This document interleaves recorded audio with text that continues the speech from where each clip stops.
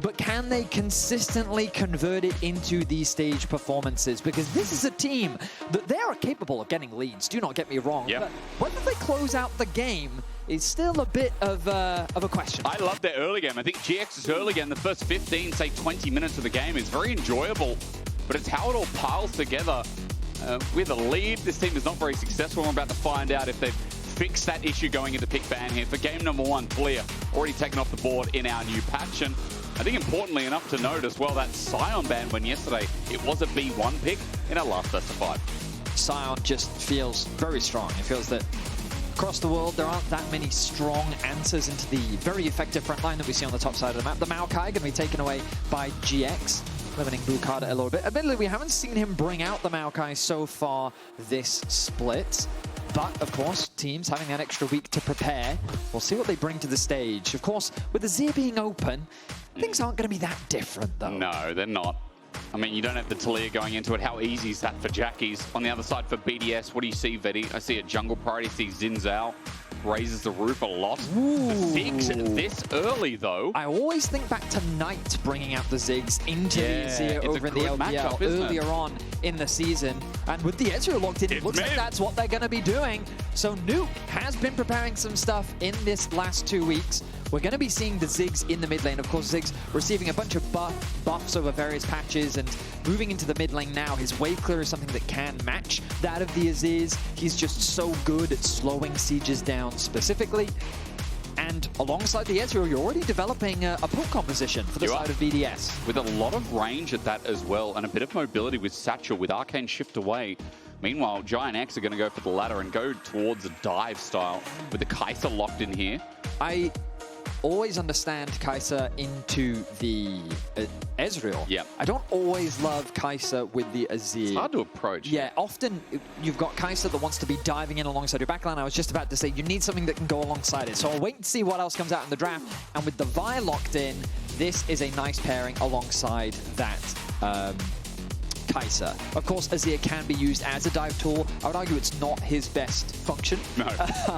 But there's a lot of follow-up for the Vi. So now you're looking at things like Rel, potentially a Leona that can also add that extra bit of assistance, and a lot of flexibility on the top side. Bear in mind, Gwen made it through the draft entirely. A champion that we often see very early on the ban table. I wonder if that's going to make its way towards the second half ban table, as I imagine it's going to be relatively high on the priority list. I feel like across the world that champion has shifted gears as well with the minor nerfs that have come through in the past 2 patches, either 16 or 17, and can't pinpoint that for you, but regardless, it is nicer to see when we've had many patches back-to-back of her being the best tank shredder. Now that we're away from top lane, though, it is support pool that's getting banned away. The Nico's still high in priority, as BDS are getting rid of some of the engage options that'll help Jun facilitate this dive. We're talking about this comp that's already got a lot of point and go buttons. I am expecting the Rel to come through as a ban from the side of BDS. When we think about Jun as a player, his most played so far this split has been the Rel and the Nautilus, and throughout his career he's very well known for his Rel. The Braum, though, on the other side to mitigate when you've got a decent amount of dive coming through from the side of GX. Of course, you want to be able to limit it. Bard is another champion that GX should consider as someone that can just kind of stop a play dead in its track. And if we're talking about range engage that can hit that, Vedi, Braum ban might be facilitating an Ornn later in 4-5 of the draft for GX as well. You talk about that Gwen option, that would be something that would be annoying for it, but I'm just going to throw that out there as we move on. One of the engages you talked about, Nautilus now taken away, so... Well, I wouldn't be surprised to now see something like an Ambessa Rel come out from the side of GX. Kind of really finalizing that dive where they've got Jun on a comfort engaged champion. You've got Lot on something that can easily follow up on. I mean, we saw it earlier in the year, right? The Kai'Sa Vi Ambessa dominated the league in terms of its priority. Oh, yeah. And it's still a very effective dive tool, regardless of how much mobility that Ezreal has. Once you get locked down, the champs are quick to follow. Well, I think that Ambessa call, very nice, Betty, because Renekton's just been banned away, so GX, that definitely passed into one of the worst matchups for the champion. So we now find out where BDS are going to go. They've got some good go buttons themselves, but one of those reliable engages, it does feel like BDS could do with well. The Rakan may be an option as well. Let's see. Top lane, they're going to blind so they can take away the Ambessa that may have been fished for by GX. I mean, for Rooster, it's a champion that we've seen a lot of from him throughout the split. And it's something that he has agency on, which we want to see from Rooster. As we kind of look at him as one of the better performing players on this BDS roster. Yorick. I feel like it doesn't really fit the goals of what the comp wants to do. Like, Jax would make a little bit more sense to me. Maybe even something like a Camille. Not necessarily that those are good matchups, but instead they're going for more of like a split-pushing threat. I imagine that it's good for the lane matchup on the top side. This will be Lot's first Yorick game of the split. It will indeed. And the only reason why I don't like it is just when you've got this dive idea of the Vi and the Kai'Sa, and if they want to lock in the Rakan as well, you've got a lot of mobility and backline access with this composition, but then I don't fully understand how the Yorick then fits into that role. I can see it being a good matchup into the Ambessa, having that side lane threat, but we talked about the Bard possibility for BDS, like one of those disengaged champions that can easily leave the Ezreal isolated in a side lane just because of how safe the champion can be. But the ultimate, like, the moment Vi picks a target, chuck a Bard on them, you know, and it can be very effective at shutting down that potential. Because every other target that gets hit has disengage, has like a tool to get themselves after the ulti. The Ziggs, the Ezreal. I mean, Poppy was the other thing they could have considered Poppy as well. Would have been a nice launch as well. But I think Bard is completely fine. This will be Parus's first Bard game of summer. But overall, I like what BDS have drafted on paper. Yep. The idea that they've got relatively safe laners, they can match the pressure with the Azir thanks to the Ziggs. They've got a lot of wave clear at their discretion, and they've got a lot of poke available when playing around these neutral objectives. Their engage is very reliant on the Wukong, but I do think with Ambessa you've got decent follow-up, and the Bard can be used as both a disengage tool and an engage tool. For GX though, their core idea of wanting to dive onto the backline, I'm curious as to how this Yorick is going to fit into this formula, because for me, this is the kind of big question mark where, sure, it can definitely be good in the 1v1 matchup, but in terms of how it kind of fits into the comp, I'm interested to see. Yeah, the ideals of, you know, what GIANTX usually play for the first 15 minutes here in this game, take a bit of a back step because it does feel like these lanes themselves will take a bit of a while to go. I mean, the Ezreal lane always just sits back and chills. Let's see what GX can do in the early game, what damage they can do, and if they've fixed the said damage during the regular season. Got a bit more people in the crowd today rearing to go as GX and BDS entered this best of 5. And I have to say, it has been a long time waiting for this to find out who will be going on towards the rest of playoffs. Or should I say playoffs? Yeah, you know it's our last team qualifying for playoffs. The top 6 of the LEC will be competing. Vitality, of course, qualifying yesterday to join alongside G2 Fnatic, Koi, and KC, who will be playing up tomorrow and Monday for some crazy bangers up in the upper bracket.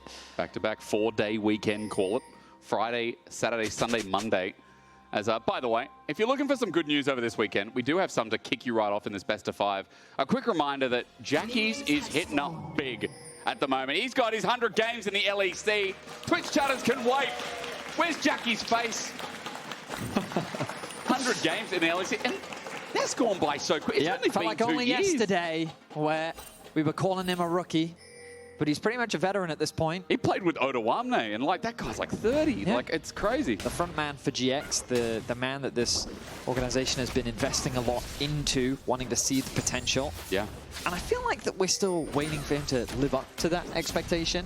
I feel like a lot of responsibility has been put on his shoulders, and I think that he's definitely had some strong performances and some not so strong performances this split.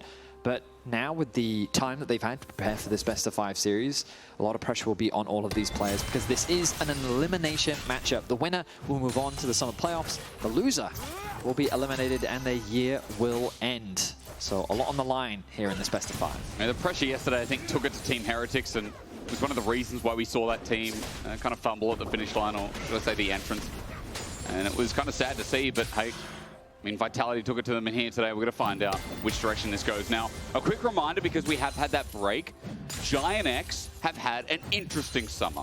And to say the least, like, their early game, like I was saying in the pre-show, or rather the pick ban, has been exceptional. One of the best early games in the league. Yeah, and just to break down some of these numbers, that's the first blood percentage. 80% of games, they're getting themselves first blood. A 63% grunt percentage. The feats of warfare, a 70% of their games. Like, this team is very good at finding these advantages in the early game. It's just in that mid game is where things start to fall apart. Sometimes they can definitely convert these into big wins. That's why they've been able to challenge some of the top teams over in Group A.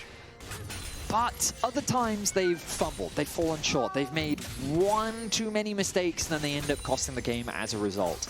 And while coming into this matchup, they are definitely considered favorites that are expected to be the better against BDS. We'll see if they still make those mid-game blunders and how well they can accrue an early game advantage against BDS. Because again, for BDS on the other side, we were kind of talking about their season being a little bit rough around the edges. Are we just excited for, what was it, Cannon? Meanwhile, by the way, there's a top lane lead while we're watching this invade happen on our screen. There is a wall that's going to be placed down. That's seen on vision as well. I was mentioning top lane lead because as push comes in from Lot, we did question a lot about this pick. In the individual 1v1, Lot so far, though, at least proving us wrong for the first 4 minutes. Well, no, we expected, in terms of the matchup, that it would go well. Okay, yeah. I mean, I would be surprised for him to pick a losing matchup when he can see what his top lane That is very true, actually. If you get a blind Ambessa, you know. So I very much expect this to kind of go this way, and he's building a small lead, which is very nice. I'm just curious as to how it's going to fit into the composition, because right now I don't quite see the vision. He'll cage. They'll dive and he'll put the cage down. That's the Yorick contribution. Sidestep. And maybe his main goal is to just be a split push threat. Of course, with Azir and Yorick, you could make the argument that our goal is to play more of a 1-3-1 style. But then my question would be, why are we locking in Kai'Sa? But again, I'm not going to... I think we have some questions about the draft. There's this little suspicious thought in my mind. That's fine, you know, like, I'm open to learning new things. Oh, really? You know? Well, that's good, Betty. I'm not going to... What's that? Count the eggs before they hatch? Yep, correct. Yeah, the saying. As a psychologist, you know all the sayings. Okay, again, that's... I don't... In my degree, we didn't just learn a list of adages. Okay? The fact that you know the name for them is adages is great. Like, I would not know. I would just say sayings. I'm proficient in my first language, which is Welsh, technically. It technically is. Engages there. With little damage onto Nuke. Satchel charges to disengage, but Jun comes in the nick of time and gets a bit of lane pressure here while we are getting lane swaps across the map. Ice goes top. Rooster hung back for a little bit, but now he's going to reset and looks like he'll be tipping straight to bot where Noah's got a slow pushing wave. Yeah, beautifully timed from BDS. These are the type of swaps that we saw very early on in summer from GX take full advantage of. And yeah, they were good at it. They're looking to get themselves the first Drake in exchange anyway, so nice punishment, but now top needs to be careful. Lot cage onto an Ezreal, that won't do much. Parus coming in, Cosmic binding into a minion. He autos with a couple of meeps, and Parus will help get Lot out of there. Remember, he still has his TP, so where the wave is now is kind of rough, but if the ghouls can get a bit more on that push, maybe to reset out where Lot won't be too much trouble. However, as I say that though, the minion wave's thinned out, and that is not a good position to finish up in. So I'm thinking about the grubs that are spawning in about 2 minutes' time. What are you thinking about? And I'm thinking about who do I prefer when it comes to setting this up? Because part of the big reason you swap your bot side to top is to be able to have that early pressure, right? Yep. And obviously this is very early on. The primary goal of the swap is to get Rooster out of this difficult matchup, to allow him to catch that bot wave. And the timing from BDS was very nicely done there. So the fact that you can see between the two top laners, there was about a 150, 200 gold lead in favor of Lot because of his CS advantage. That's now disappeared, right? And of course you still have this top wave to catch, but the swap has come through. He's now back in the matchup that he was winning. And so BDS got what they wanted out of the swap, while GX ultimately were able to get themselves the first Drake of the game, which is a nice advantage gained for them. But when it comes to the actual Grubs contest, normally we don't see early fights, we just sort of see a dance, right? A team that's first on it, maybe they'll get one Grub, maybe they'll try and sneak away that second one, or maybe they say, oh, okay, we're not actually strong enough to contest this, so we'll just grab one and then we'll leave to deny you the 3 Grub buff. And I'm just kind of thinking about these comps and thinking to myself, who do I favor? Because when you've got these 2 mages in the mid lane, you don't obviously have that immediate early game power. Wukong spikes at around level 6, which he's going to get very soon. But then it all comes down to these AD carries, and I feel like I do give that small advantage towards Noah on the Kai'Sa, especially with the options that the Rakan is going to have. I feel like he's a little bit too far away from level 6 to have that ultimate available to him, so I think on paper I do favor GX, and the fact that they've caught that top wave, they're now getting the bounce back in the top lane as well. Mid is getting that early push, so I feel like GX is much better set up for that objective that's spawning in about 30 seconds. At a more bare bones level, I will say this game feels like a Grub conversation on top of that, because Nuke as a Ziggs, having Grub access with that passive that gets into late game with Satchel Charge as well, your turret pushing ability is just so much better. And as we know, opening up mid turret for a comp that wants to play at range as well feels like deeper vision, more analysis against the potential dive coming in. it is an important conversation. 10 seconds till they spawn. Bukata's here, as you said, the Wukong. Level 6 now picked up with a Phage and Longsword. GX are just pulling back a little bit. Going to see Bukata clearing away the ward as BDS start moving in. Isma is going to start off the grubs, but one of those games where we might just get a fight around it. The mid push is in favor of GX. Jackie's is going to get to move first. There's the first grub secured. They're after the second. BDS just can't approach. It's very awkward. And Jackie's is on the way as well. This will be 4 versus 3 for now. Look how far back the Ziggs is. 2 grubs. Okay, small leash with the True Shot Barrage. Yuka's got range. He's got an ulti as well. He's going to bouncing bomb, but all 3 taken. BDS just watched. They're in a cinema. Hello? Yeah, I mean, we spent a decent amount of time talking about it, right? And the big thing for BDS is they're very reliant on their Wukong to be that engaged. And Bard is just kind of sitting there awkwardly looking for a potential angle. The fact that Jackie's had that prior with mid made it much harder to contest through the river as well. And so GX, they're continuing their early game winning ways. They secured first dragon, they secure the grubs early. And I don't think that BDS is too upset about this, but this is something that we've seen from BDS so far this split, which is that lack of willingness to sometimes pull the trigger. Now, I'm not saying that pulling the trigger was necessarily the best play in this situation. Yeah. But I feel like that spectating, just watching them take it, was never going to be that was definitely not the counterplay, was it? Like, I feel, you know... Because maybe they even could have, like, overloaded for a play into mid or something. Yeah, exactly. Maybe gone for a cross-map play where they threaten to play onto the Yorick. But just kind of acting as a spectator, ultimately, like, what did they get off the back of that play? As ulti's used, it's a public execution, but Roos is going to get put in the baby cage for a bit. The wife stands there, supportive as ever. As Lot is just going to lose her for a little bit, but as Rooster does a bit of damage, he's just getting autoed down. He just took 200 damage from an NPC. And Lot is continuing to isolate this lane, much to his happiness as, okay, hang on, wife. Oh, 34! Save her! The cats, the meowing, I can't stand the amount of cat torture. The parents of kittens at home must be in pain, like hearing that. You think that they're meows of cuteness, but they're not. They're death and evil. They're not, they can't be. Look at them. They're so loving. They just want to give you a little kiss. Yeah, a little kiss, a little cuddle. Yeah. Before you know it, the claws are out. I'm a dog person. I don't really know what cats do. That is... I've been bitten by a cat once, like a little, I think it was a love bite, I don't know. I've never been bitten. I've been scratched many times. Oh, scratching happens, I know that. But I've never been bitten by a cat. It wasn't like a crunch, you know? It was like a little, I don't know. A gnaw. I just think they're vampires, those things sometimes, like the cats with teeth, you know? They look like vampires, those teeth are sharp. They love sitting in the sun, though. That is their thing. Whoa. Maybe they're advanced. They've leveled up. I see. Now, early game, there's been no kills, but a dragon's being started, which leads us to believe something could happen soon. With TP from GX, maybe I'm just absolutely wrong, but Bukata's pulling off dragon. This is a slow dragon. Hang on, who's going to be the one to initiate the fight? Isma's looking. He sets it up, cease and desist, and they press the go button. The Bard ult does nothing. Well, Ice is now isolated. Isma gets him and gets to get him out. Magical Journey from Parus. He still hasn't a flash available, wants the Cosmic Binding this, but where's the smite going to come from as Jackie gets nuke flash immediately. Even though he's out, the 1v1's continuing on. Jackie steps up, flashes in, lethal tempo, but he dies! He goes into a bomb and he gets exploded in the one-on-one. Nuke gets a kill back, but GX find a great initiation. That is how you play around these objectives. You don't waste any time, and their composition is designed to lock a target down and... Isma lets back away somewhere else, okay? Parus is just reading him right now. We look back at this play, and... Oh, I mean, we missed the early initiation. Okay, I was hoping that the replay would start a little bit earlier, because that was really the crux of the play. We'll look back at the one shot, and... he just gets bombed. Oh shit, the champ's OP actually.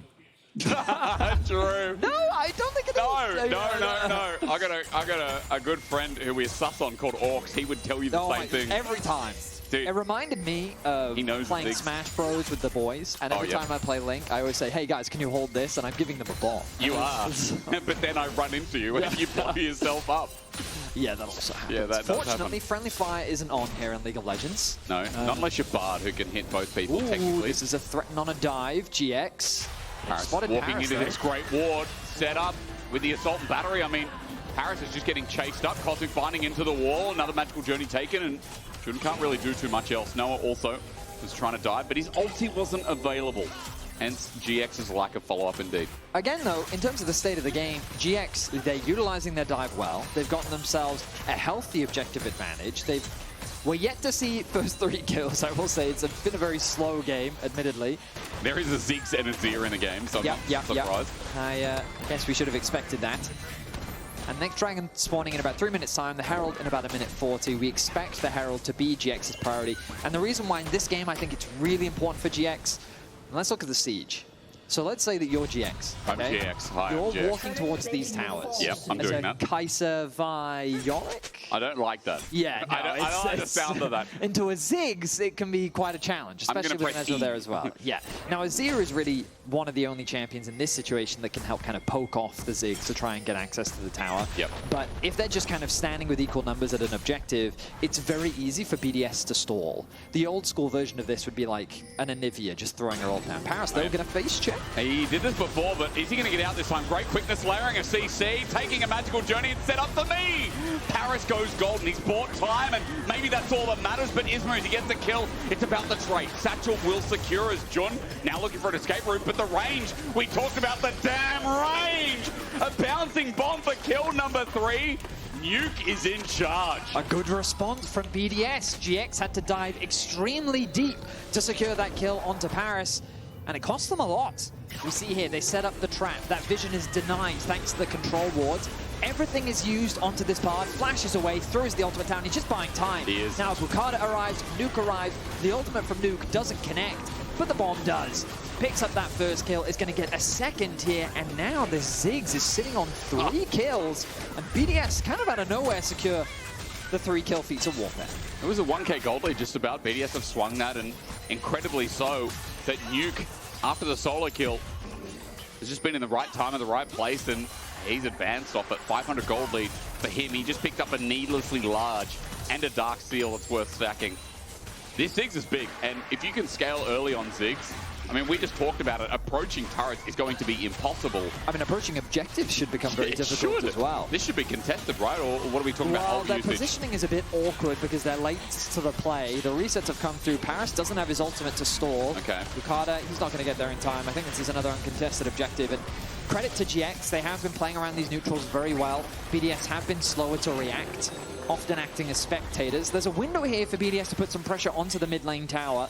Noah doesn't have the strongest wave clear, but it looks like BDS, they don't want to overstack the numbers. And we talked about how that Herald is really important for GX in the context of their siege. I prefer them using it in mid lane to gain access throughout that. It gives you a lot more access to the enemy jungle once you've got that mid tower down. TP flank. This is ambitious versus the Bardo. Now his ulti up. Magical journey taken to the turret. Lot has TP. This has to turn into a dive, but how do you dive a Bard with ult? Why did we TP? An ambitious play set out by GX, and you can tell in this game they're trying to be super proactive, and I think that's not going to slow down. Ice has been spotted. He has been spotted. Kai'Sa comes in, and there's going to be the damage. He flashes, and Ice gets out over the red wall. A good arcane shift. GX are getting antsy in another mid-game. They get the Ezreal flash, though, the interrupt response now. We saw Parus interrupting bases earlier, now it's Jun's turn.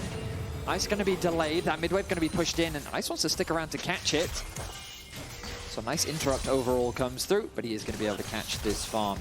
2 kills to 3. The tension really starting to mount now as the next dragon is alive. Ice hasn't reset, and the dragon is up. And look at the resets already coming through for GX. They're going to be first on the play. Nuke doesn't have TP. He's got no mana. The positioning for BDS to really contest this is very awkward. Another Vault Breaker in. Isma gets some good damage. You talk about the awkwardness of it. I see BDS who are looking at a Mega Blast Cone ready to pick off targets. Isma's isolated. Jun by his side. Beautiful from GX. You're Drop the Herald mid, have Noah escort it towards the tower. BDS have to respond. Ice is going to come back. They get good damage onto the tower, and it becomes very difficult now to contest this objective. Oh, Isma needs to step inside. This dragon's going to reset. Inside, Tempered Fate. That holds time.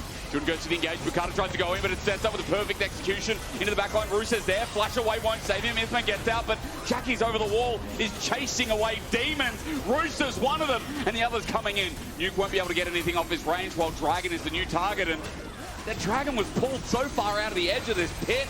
And BDS again just kept playing with their range. I mean, the setup, I think, was good from GX, but Parus with a fantastic Bard ultimate, again, just bought time. He created an opportunity for BDS to regroup and force an initiation, and it was Laure who did not have his teleport. He committed to playing for the top tower, but Nuke is going to get a tower for himself here in the bot lane, so overall a net win for BDS. Will he live, though? I mean, there is an ulti here. Nuke's going to get chilling smited. This little Ziggs running his life. The Hex that minefield out, the quickness from Jun. It's a 2 versus 1 in the bot lane, and Nuke has nowhere to run. A nice bit of chunk of gold over to Isma as Ice. Is he in trouble? Ult was already used. Did you see on your minimap screen? Whatever you want to call it. What do we call this? Portraits? Noah did ulti for that as it's Dragon time again. Look how far pulled out this is. So again, you can see Ice is still stuck in the mid lane. The numbers advantage is favorable, but that Bard ultimate, perfect on the Dragon, then the engage comes through. 4 versus 4, the Ziggs finally arrives to throw the ultimate out. Again, it doesn't really connect onto anything, but it doesn't really matter because the damage is done. BDS have that numbers advantage, and they're able to force GX away from the objective. And I think overall this is good for BDS because, again, we talk about the compositions. I like overall what BDS has. The idea being you poke, you stall, you poke, and then once you've done the damage, you have the Wukong for the initiation. You have the Bard ult to set up a play. You have Rooster that can come in from a flank. They have a lot of options once the poke connects, whereas GX around these objectives, they just got to force and engage. They just got to go in. Otherwise, they're going to be chipped down, and the fight, their HP is going to be too low before they can respond. I think we are seeing, though, around these objective fights, like Rooster, for example, in the last fight, what the top laner added in. Lot, for example, we did talk about it in draft, like the synergy, how it all comes together for GX. In this game, if it was something like an Ornn, something like, you know, if they got the Ambessa, obviously, in an earlier phase of the draft, maybe for GX, it'd be different tools for them to work with and be easy to pull off the execution. Right now for Isma, the only follow-up really is Jun. So for GX, even though they're in the gold lead in this game, even though they got the early 2 dragons, we have seen the past couple of fights go BDS's way. And look at that Ziggs, he's going Rabadon's second. So, I mean, this is Chad's Ziggs build. You've got the mana now, bring the damage in as Ice is fine for the time being. Parus is just there in case with a cup of tea. GX, their aggression isn't slowing down. I do like to see this from them. Now they're leveraging the push that Laure got in the bot lane to contest this blue buff. BDS, I don't know if they really need to fight this. They can just concede the objective. It's going to be secured by GX. There's nothing really on the bot side of the map. I feel like they need to be setting their sights on the top side rather than just acting as spectators. Again, they're falling into this trap of just kind of watching GX do things. And then, I mean, I guess the counter argument to what I'm saying is if you know that GX are prone to overstep and make mistakes, just wait. Just waiting for that to happen. It's worth 1,000 gold, you know. Yeah, there is that argument as well. But you talked about the comp, like, as it throws range out, as Jackies gets hit, they want to keep poking, but Isma, the flank, lots coming in as well. BDS are a little bit sus in this. Bukata can get out. Isma's going to be holding on for a while, you'd think, but here we go. Ulti's going to be popped out. Cease and desist. Tempered Fate comes in as a response. Jun gets a knock-up as Parus slices away. The Cosmic Binding was beautiful. Two-shot barrage later. Bukata is alive. Lot flashed into him, but Noah's here to finish the job. Running in, he has to flash out himself as Nuke is getting hit by Jackies, and Revenge is getting served, but the soldiers can't reach out. Ice is now on the charge. He has flash. He has the tools. He'll take it into Jackie's face and send him to hell as BDS, the waiting paid off. But GIANTX have 4 members in front of Rakan. They think, nah, probs don't do that. It's a 2-for-1, and GX cannot convert it into an objective. Nuke came so close to losing his life, but he had the TP available. He quickly comes back to bot. Now Ice is isolated in mid lane. Isolated, good one, Vedius. Arcane shift away, the damage is nerfed. And finally, Lot's going to do a hell of a lot more than spectate himself. Parus can't escape, and that's what the Yorick's for. He gets a double kill in mid lane. They punish the overextension of BDS. 7-5 now the kill score. Dragon's still 50 seconds away. GX, they need to convert this into something. Can they convert it into a mid tower? I don't think they can. Nuke's going to arrive. The wave clear is here. And GX, now they've set their sights on the Rakan. They don't want to slow this game down, so they're going to start off another objective. Nuke has no TP. He's mid, but there's no TP repositioning from Rooster either, so they're going to let this one go. Noah as well with 3 grubs is going to be able to take bot turret alongside it, so big win for GX. For sure. That pick, the initial play was messy. For sure. But the follow-up, the punishment onto Ice and Parus, Ice was just overstaying is welcome in the mid lane. After falling, GX quickly convert that into the Rakan. They get the bot tower as well, and that's a big injection of gold. Now the dragon is alive. They're going to stay on the map, it looks like. Have a quick look at the ultis. They're all available, but no summoners available for Noah. He could be a prime target for BDS if they can find the initiation. Jun wants an angle seen by Rooster for now, and Rooster at full HP with an Eclipse is happy to go in with the shield. Tempered Fate catches Jackie's BDS. Maybe a pick offering there. Cosmic Binding doesn't do too much as a magical journey out from Parus. BDS hanging on the edge of this fight still, but GIANTX aren't exactly starting up the... Oh, they've already taken the Drake of the corner. They've already taken it. Their objective control is near flawless. That was just Jackie's hitting that. I didn't even notice on the side. They just like melted it, Hysterics. They just completely destroyed it. And bear in mind, if they hadn't lost that dragon earlier, they'd have Soul right now. That's how efficient they've been with these early objectives. Okay. And it just goes back to the point of GX in the early game have shown that they are super proactive. They're always eager to make stuff happen. They play around their prio as well. And I think that around every single objective, they've just had the better setup. Yeah. And I like that they are just not trying to slow this game down. They're trying to keep it fast-paced. 2 items finished for the Azir, 2 items finished for the Kai'Sa. Same can be said on the other side, though. So BDS should be feeling a lot more confident around how they play. But remember when we say BDS's composition, more about that poke, trying to chip away your HP bar before they try and commit to a fight. If the objective dies before you even get an opportunity to get it, it doesn't matter. It's well said because, I mean, I was just looking at the fight and I was thinking, man, BDS are really buying time, but I didn't even notice Dragon going down. 45 seconds to do that again. Baron is there, and I mean, both teams have a reasonable Baron, right? Like, Ziggs' DPS is still quite magnificent, especially if he gets that 3rd item, which right now, it could be the Crypto Bloom, whatever you want to call it, Ice. He's going to Arcane Shift away. Good little buffer. Noah jumps in, though, and he's just dead! GIANTX, what a dive, what a setup! And hey, they only need Isma, apparently, for them to find 2 picks right before Baron. Lethal efficiency demonstrated once again by GX. Beautiful punish. Ice had his summoners up, but he didn't get an opportunity to react. Noah with a nice little combo as well, using the W into the ultimate, connecting the Q. A massive amount of burst came out all in one go. And now the Baron is alive, and it's going to be uncontested. GX with just near flawless objective control here. There is improvement there. There is improvement. There's been 1 or 2 blunders, but outside of that, GX are showing up big when it matters as Bukata disengages. He's zoning off the side, and you're right. The man with the shovel is not to be messed with. Send the wife, then send the husband afterwards. Who do you fear more as the Baron goes down and GX flawlessly done? I mean, credit to Laure. When he comes into these fights, I feel like his role is to simply be a wall. You know, you bring up the ulti, you stand there alongside your ulti, and you say, okay, I don't care about your poke. I'm just going to push you away, zone you away, keep you away from these neutrals. And that was a great example of him doing it just there. GX now with the Baron buff, 4.4k gold lead. I was worried at times in this game about them trying to overforce a couple plays, but overall, a very impressive performance in this first game, 1 of the series. I just feel like every time, Isma's not afraid to go in and just press his go button because he's relying on Noah and Jun to be there, and they always are. Noah taking it into his own hands. Ice under turret! Damn, son, that's clean. He'll take the turret with him. He's got backup. Jun's there to help him secure another. The best damn bot lane in the league. That's what we're saying this year. And they're back with a vengeance. Noah makes it look easy. He shuts down Ice. And he secures the tower as well. Converts it into a double. 6-0-1 the scoreline. And GX are stomping BDS here in game 1. I don't know how safe Nuke feels, but Rooster pops in his ulti. No one flashes away, maybe an overstay. No one gets a bit of help. Healed up, Bukata gets a dive, but Isma saves his life. A 1-for-1 in the end, but they had to commit so much as Isma dies to Rooster. There's the shutdown. Jackie's came from downtown. He's now in the market as Jun looking for his next engage because Lot is now here, but Nuke can't play too close, and the white finishes the deal. GIANTX are not just outplaying, they're styling on BDS, and this has turned into a run-over of a game. A massive advantage gained for GX once more.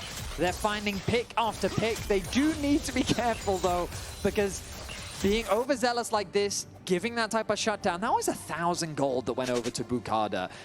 Like, mistakes like that can definitely cost you. They can, but Vedi, look at the mojo here. I mean, the execution on this was clean. Ice was not expecting the ult to come through. commits the ulti, goes underneath the tower, doesn't care about the barrier, sidesteps the Bard ulti, secures the tower, and then adds insult to injury through the exhaust, gets another kill, and then he spams the edge. He laughs at him. And then look how hard they commit here. BDS tries so hard to kill him. The redemption, the healing from the Rakan. The Wukong gets the final Q auto off, securing 1,090 gold. Isma losing his life as well. Rooster getting a nice gold injection. But then the arrival of Lot, the Yorick securing another kill off the back of that. 13-7. The Baron's about to wear off. GX, they still need to break into the base. The Soul is available. I mean, it's being taken right now on our screen at the bottom.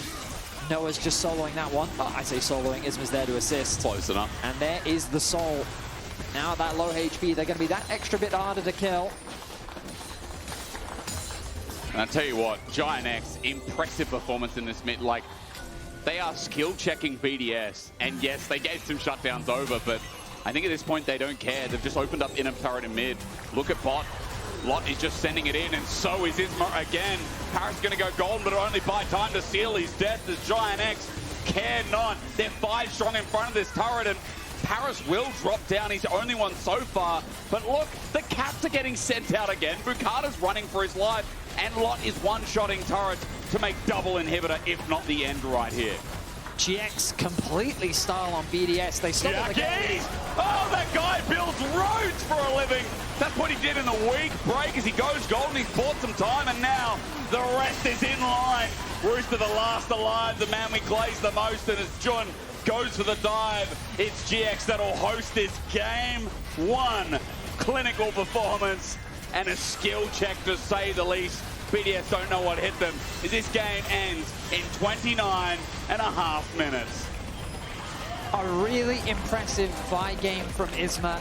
The way in which they play around his engages, the picks that they were able to find, and then Noah and Jun just getting the better of Ice and Parus. Really impressive stuff from GX. There were some moments we were questioning it, but hey, I've got something more important to tell you. If you want to win a trip to LEC Madrid for you and a guest with expenses paid, I can tell you that your journey is going to start right here. If you tell us your story about the LEC or with the LEC, why you deserve to win the trip, you could win those tickets. So get online, go type in the things you do. You know how to use a keyboard, that's important. And yeah, that's about it. We're going to go to break now. We're not going to give the tickets to Kai'Sa, but we'll give them to anyone else. That's just our one rule. We'll go to a break and we'll see you for game 2.